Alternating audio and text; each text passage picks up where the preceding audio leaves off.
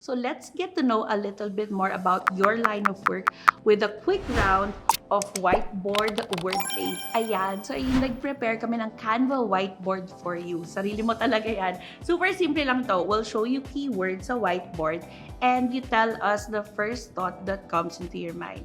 Let's start with our first word, content creation.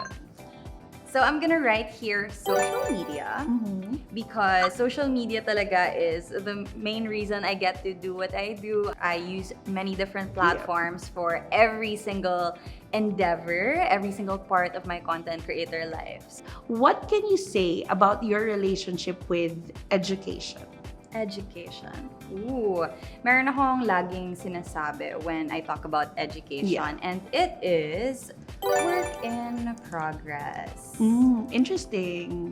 Because my philosophy, not just as a creator, but also as an educator, as a student as well, is that you're always supposed to be learning and there is no shame in learning. Next word, what do you think about, and I love this word, we love this in Canva, empowerment. Sa empowerment, I would put open doors. I'm not only here because I empower other people, but because I've been empowered myself. And so nice. I wanted to write open doors Yeah. because I think my job as somebody in the industry is really to keep the door open because somebody else opened it for me. Yes. The last word is Canva.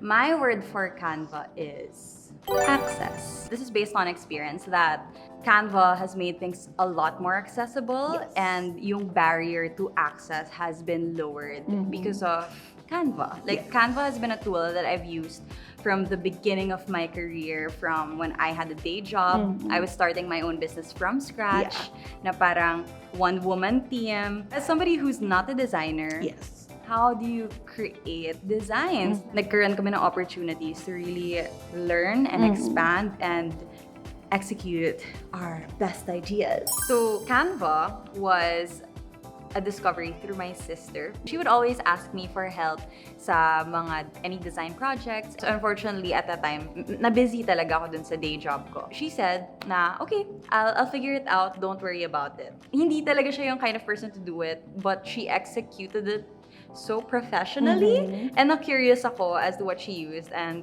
obviously, it was Canva.